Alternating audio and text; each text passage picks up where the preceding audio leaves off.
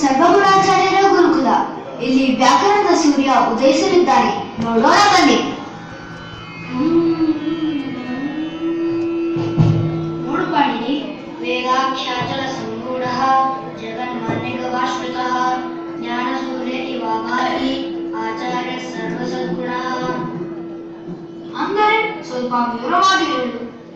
ವೇದಗಳೆಂಬ ಶಿಖರದಲ್ಲಿ ಕುಳಿತಿರುವ ಜಗನ್ಮಾನ್ಯರಾದ ಜ್ಞಾನಸೂರ್ಯರಂತೆ ಶೋಭಿಸುವ ಸದ್ಗುಣ ಭರಿತರಾದ ಸರ್ವಗುಣಾಚಾರ್ಯರನ್ನು ನೋಡು. ಸತ್ಯ ಸತ್ಯ, ನಾವು ಅವರನ್ನು ಸೇರಿಸುತ್ತಾ ವ್ಯಾಕರಣ ಅಧ್ಯಯನ ಮಾಡೋಣ. ಸತ್ಯಪಾಣಿನಿ, ವ್ಯಾಕರಣವನ್ನು ಓದದೆ ಶಾಸ್ತ್ರವನ್ನು ಅಧ್ಯಯನ ಮಾಡುವುದು ಮುಂತಾದ ದೋಣಿಯಲ್ಲಿ ನದಿಯನ್ನು ದಾಟಿದಂತೆಯೇ ಸರಿ.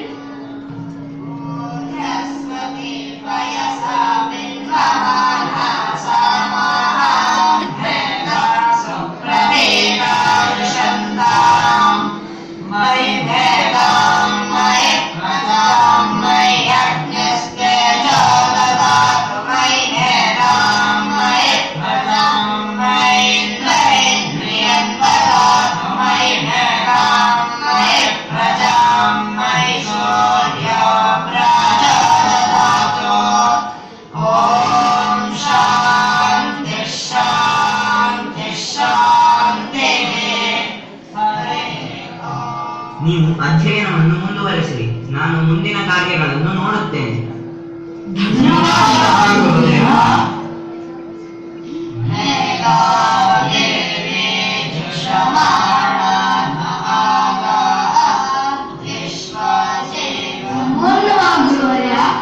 ಯಾರು ನೀವು?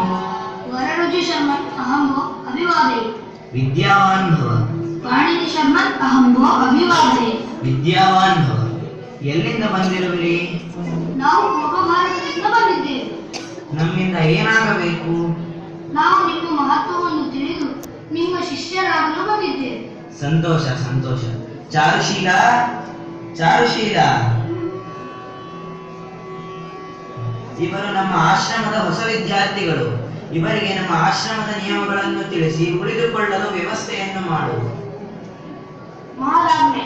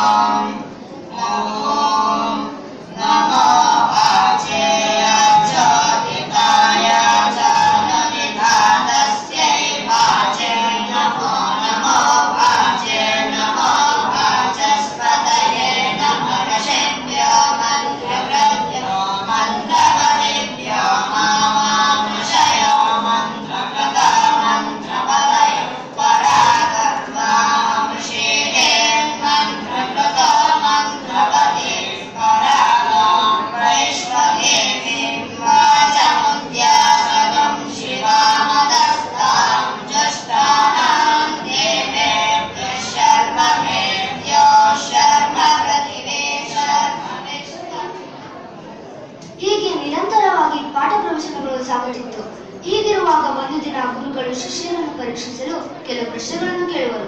ಆಗ ಗೋವಿಂದ, ತ್ವಮೇವ ಮಾತಾ ಚ, ಈ ಶ್ಲೋಕವನ್ನು ಹೇಳು. ತ್ವಮೇವ ಮಾತಾ ಚ ಪಿತಾ ತ್ವಮೇವ, ತ್ವಮೇವ ಬಂಧುಶ್ಚ ಸಖಾ ತ್ವಮೇವ, ತ್ವಮೇವ ವಿದ್ಯಾ ದ್ರವಿಣಂ ತ್ವಮೇವ, ತ್ವಮೇವ ಸರ್ವಂ ಮಮ ದೇವ ದೇವ. ಉತ್ತಮ. ಚಾರುಶೀಲ, ಇದರ ಪದಚ್ಛೇದ ಮಾಡು. ತ್ವಂ ಏವ ಮಾತಾ ತ್ವಂ ಏವ ಪಿತಾ ತ್ವಂ ಏವ ಬಂಧುಃ ಚ ತ್ವಂ ಏವ ಸಖಾ ತ್ವಂ ಏವ ವಿದ್ಯಾ ತ್ವಂ ಏವ ದ್ರವಿಣಂ ತ್ವಂ ಏವ ಸರ್ವಂ ಮಮ ದೇವ ದೇವ. ಶೋಭನ. ವರರುಚಿ, ಇದರ ಅನ್ವಯ ಹೇಳು. ಹೇ ದೇವದೇವ, ತ್ವಂ ಏವ ಮಮ ಮಾತಾ, ತ್ವಂ ಏವ ಮಮ ಪಿತಾ, ತ್ವಂ ಏವ ಮಮ ಬಂಧುಃ, ತ್ವಂ ಏವ ಮಮ ಸಖಾ, ತ್ವಂ ಏವ ಮಮ ವಿದ್ಯಾ, ತ್ವಂ ಏವ ಮಮ ದ್ರವಿಣಂ, ಮಮ ಸರ್ವಸ್ವಮಪಿ ತ್ವಮೇವ. ಸಮೀಚೀನ. ಪಾಣಿನಿ, ಇದರ ತಾತ್ಪರ್ಯವನ್ನು ತಿಳಿಸು. ನನಗೆ ತಿಳಿದಿಲ್ಲ ಗುರುವರ್ಯ. ಅನ್ವಯ ಹೇಳು. ತ್ವಮೇವ ದೇವ. ಹೋಗಲಿ, ಪದಚ್ಛೇದ ಮಾಡು. ತ್ವಮೇವ. ನಿಲ್ಲು ನಿಲ್ಲು, ಅದು ಹಾಗಲ್ಲ. ತ್ವಂ ಏವ. ತ್ವಂ ಏವ ಮಾತಾ ತ್ವಮೇವ. ಹೋಗಲಿ, ಶ್ಲೋಕವನ್ನಾದರೂ ಹೇಳು. ತ್ವಮೇವ ಮಾತಾ ಪಿತಾ ಬಂಧು. ಹೋಗಲಿ, ನಿನಗೆ ತಿಳಿದಿರುವ ಯಾವುದಾದರೂ ಒಂದು ಶ್ಲೋಕವನ್ನು ಹೇಳು. ಗುರುರ್ಬ್ರಹ್ಮ ಗುರುರ್ವಿಷ್ಣು ಗುರುರ್ದೇವೋ ಮಹೇಶ್ವರಃ, ಗುರು ಸಾಕ್ಷಾತ್ ಪರಬ್ರಹ್ಮ ತಸ್ಮೈ ಶ್ರೀ ಗುರವೇ ನಮಃ. ಪಾಣಿನಿ, ನಿನಗೆ ಇನ್ನೂ ವಿದ್ಯಾರ್ಜನೆಯ ಸಮಯ ಪ್ರಾಪ್ತವಾಗಿಲ್ಲ. ನೀನು ಇಲ್ಲಿಯೇ ಆಶ್ರಮದಲ್ಲಿ ಸೇವೆ ಸಲ್ಲಿಸುತ್ತಾ ಇರು. ಸೂಕ್ತ ಸಮಯ ನೋಡಿ ಪಾಠ ಹೇಳುತ್ತೇನೆ. ತಾವು ಹೇಳಿದಂಗೆ ಆಗಲಿ ಗುರುವರ್ಯ. ಹೀಗೆ ಗುರುಗಳ ಆಜ್ಞೆಯಾದ ಮೇಲೆ ಗುರುಕುಲದ ತುಂಬೆಲ್ಲ ಪಾಣಿನಿಯ ಹೆಸರೇ ಕೇಳುತ್ತಿತ್ತು. ಹೇಗೆಂದರೆ, ಪಾಣಿನಿ, ಪಾಣಿನಿ, ನಾಳೆ ದೇವರ ಪೂಜೆಗೆ ಹೂವು ತುಳಸಿ ತೆಗೆದುಕೊಂಡು ಬಾ.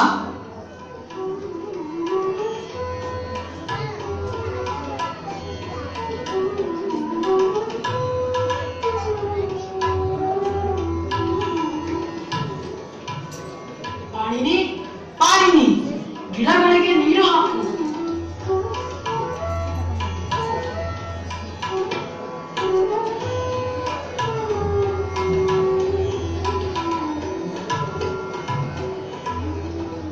ಪಾಣಿನಿ, ಪಾಣಿನಿ, ನಾಳೆ ಯಜ್ಞಕ್ಕೆ ಕಟ್ಟಿಗೆಗಳನ್ನು ತೆಗೆದುಕೊಂಡು ಬಾ.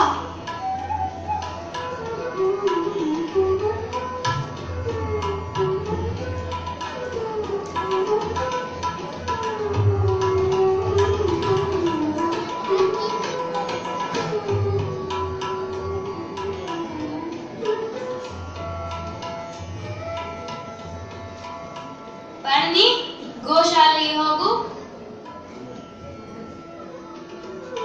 ಹೀಗೆ ಪಾಣಿನಿ ಆಶ್ರಮದ ಕೆಲಸಗಳನ್ನೆಲ್ಲ ನಿರ್ವಹಿಸುತ್ತಾ 10 ವರ್ಷಗಳನ್ನು ಕಳೆಯುವನು. ಗುರುಗಳು ಎಷ್ಟೇ ಪ್ರಯತ್ನ ಪಟ್ಟರೂ ಪಾಣಿನಿಯ ಅಧ್ಯಯನ ಸಾಗಲೇ ಇಲ್ಲ. ಹೀಗಿರುವಾಗ ಒಂದು ದಿನ, ಸರಗುಣಾಚಾರ್ಯರೇ, ಸರಗುಣಾಚಾರ್ಯರೇ, ಪಂಡಿತೋತ್ತಮರೇ, ಗುರುಗಳು ಆಶ್ರಮದಲ್ಲಿಲ್ಲ. ಇನ್ನೇನು ಬರುವ ಸಮಯ.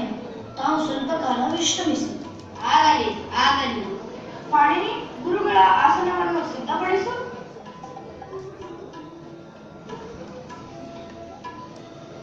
ನಿಮ್ಮ ಪಾಠ ಪ್ರವಚನ ಹೇಗೆ ಸಾಗುತ್ತಿದೆ? ದೇವರ ಕೃಪೆಯಿಂದ, ಗುರುಗಳ ಆಶೀರ್ವಾದದಿಂದ ಎಲ್ಲವೂ ಸುಗಮವಾಗಿ ಸಾಗುತ್ತಿದೆ. ಒಳ್ಳೆಯದು ಒಳ್ಳೆಯದು.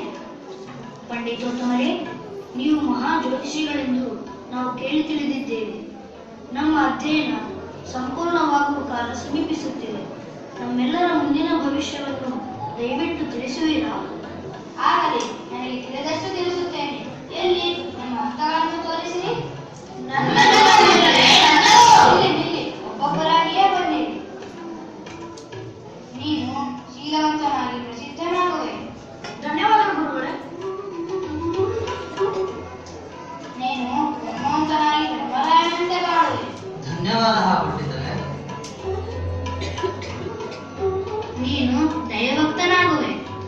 ಧನ್ಯವಾದ ಆಚಾರ್ಯರೇ. ಆಹಾ, ಅದ್ಭುತ! ನೀನು ಜಗತ್ಪ್ರಸಿದ್ಧ ವ್ಯಾಕರಣ ವಿದ್ವಾನ್ ಹಾಗೂ ಸಕಲ ಶಾಸ್ತ್ರ ಪಾರಂಗತನಾಗುವೆ. ಧನ್ಯವಾದ ಪೂಜ್ಯ. ಹಾಗೆ ನನ್ನ ಆಪ್ತ ಮಿತ್ರನಾದ ಪಾಣಿನಿಯ ಭವಿಷ್ಯವನ್ನು ತಿಳಿಸುವಿರಾ? ಅಯ್ಯೋ, ಅವನ ಭವಿಷ್ಯ ಎಲ್ಲರಿಗೂ ಗೊತ್ತೇ ಇದೆ. ಆಶ್ರಮದಲ್ಲಿ ದನಗಳಿಗೇನು ಕಡಿಮೆ, ಅದನ್ನೇ ಕಾಯುತ್ತಾ ಇರುತ್ತಾನೆ. ಗುರುಗಳು ಹಾಕಿದ ಅನ್ನವನ್ನು ತಿನ್ನುತ್ತಾ ಅಲ್ಲೇ ಇರುತ್ತಾನೆ. ಹೀಗೆಲ್ಲ ಯಾರನ್ನು ಅಪಹಾಸ್ಯ ಮಾಡಬಾರದು.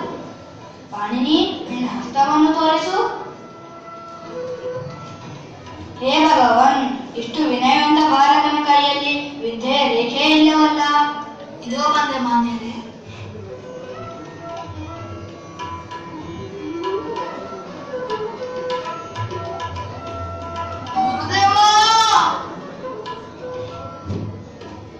ಹೀಗೇಕೆ ಮಾಡಿದೆ ಪಾಣಿನಿ? ನಾ ಏನು ಮಾಡಲಿ ಮಾನ್ಯರೇ, ನನ್ನ ಕೈಯಲ್ಲಿ ವಿದ್ಯಾರೇಖೆ ಇರಲಿಲ್ಲವಲ್ಲ, ಆದ್ದರಿಂದ ನಾನೇ ಬರೆದುಕೊಂಡೆ. ಅಯ್ಯೋ ಪಾಣಿನಿ, ವಿದ್ಯಾರೇಖೆಯನ್ನು ನೀನು ಬರೆದುಕೊಳ್ಳುವುದಲ್ಲ, ದೇವರು ಬರೆದುಕೊಳಿಸುವುದು. ನಾನು ಅವಿದ್ಯಾವಂತನಾದರೆ ಗುರುಗಳಿಗೆ ಅಪಕೀರ್ತಿ ಬರುವುದೆಂದು ನಾನು ಹೀಗೆ ಮಾಡಿದವರ ರುಚಿ.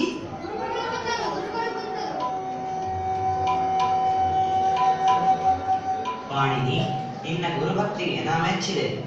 ಹೇಳು, ನೀನೇನು ಚಿಂತಿಸಬೇಡ. ನಾಳೆ ಸೂರ್ಯೋದಯದ ಸಮಯಕ್ಕೆ ಶುಚಿರ್ಭೂತನಾಗಿ ಬಂದು ನನ್ನನ್ನು ಕಾಣು. ಹಾಗೇ ಆಗಲಿ ಗುರುವರ್ಯ. ಕ್ಷಮಿಸಬೇಕು ಪಂಡಿತರೆ, ವಿಳಂಬವಾಯಿತು.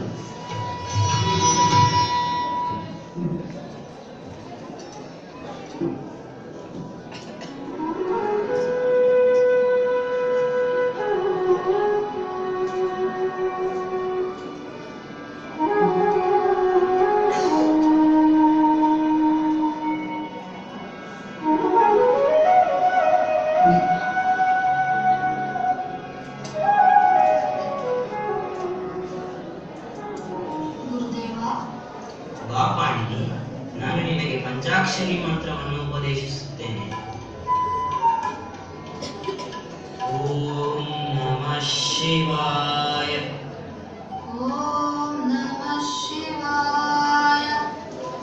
ಓಂ ನಮಃ ಶಿವಾಯ. ಓಂ ನಮಃ ಶಿವಾಯ. ಓಂ ನಮಃ ಶಿವಾಯ. ಓಂ ನಮಃ ಶಿವಾಯ. ಇನ್ನು ಮುಂದೆ ಶ್ರದ್ಧೆಯಿಂದ ತಪಸ್ಸನ್ನಾಚರಿಸಿ ಆ ಮಹಾದೇವನ ಅನುಗ್ರಹಕ್ಕೆ ಪಾತ್ರನಾಗಿ ಸಕಲ ವಿದ್ಯಾ ಪಾರಂಗತನಾಗು. ಧನ್ಯನಾದ ಗುರುದೇವ. ಹೋಗಿ ಬಾ, ನಿನಗೆ ಮಂಗಳವಾಗಲಿ.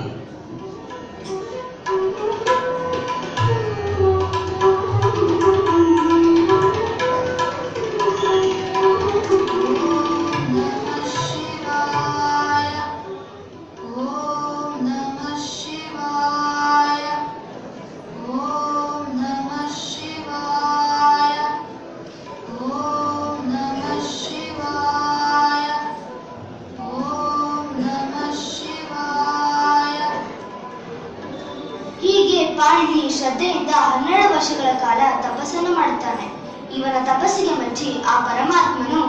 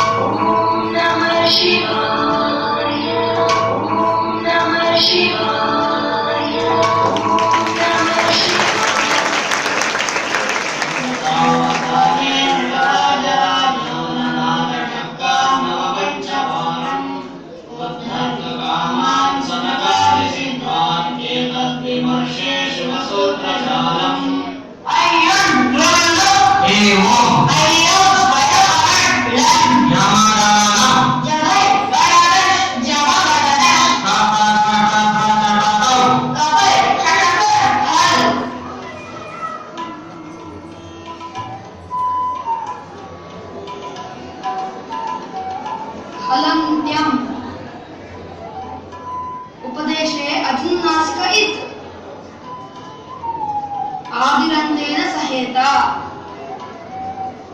वृद्धिरादैच् अदें गुणः अजः स्वराः इको एणचि ಅಕಸ್ಸವರ್ಣೇ ದೀರ್ಘಃ. ಈ ರೀತಿ ಪಾಣಿನಿ ಪರಮೇಶ್ವರನ ಅನುಗ್ರಹದಿಂದ ವ್ಯಾಕರಣ ಶಾಸ್ತ್ರವನ್ನು ರಚಿಸುತ್ತಾನೆ. ಅದನ್ನು ಸಮರ್ಪಿಸಲು ಗುರುಗಳ ಬಳಿ ಬರುತ್ತಾನೆ.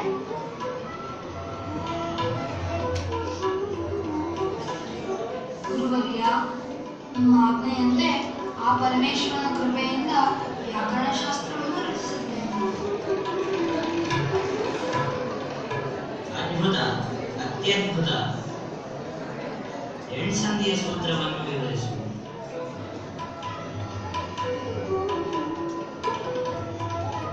ಇಕೋ ಎಣಚಿ ಇಕಃ ಎಣ್ ಅಚಿ ಇದು ತ್ರಿಪದ ಸೂತ್ರ.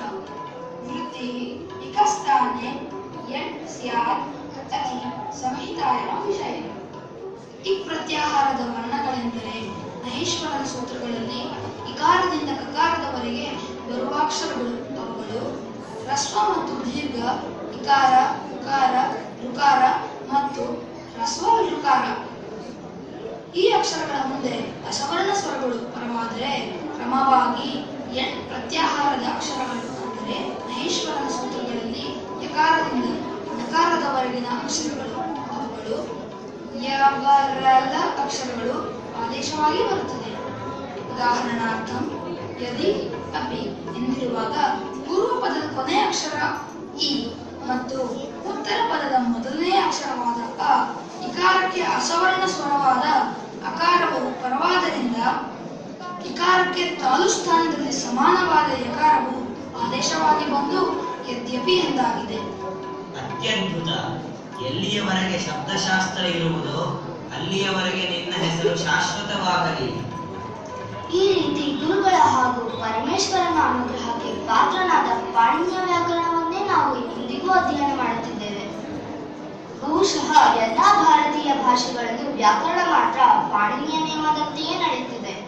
ಇಂತಹ ಮಹಾನುಭಾವನೆಯನ್ನು ಸ್ಮರಿಸುತ್ತಾ ನಾವು ನಮ್ಮ ಕಾರ್ಯಕ್ರಮವನ್ನು ಆ ಪರಮೇಶ್ವರನಿಗೆ ಸಮರ್ಪಿಸೋಣ.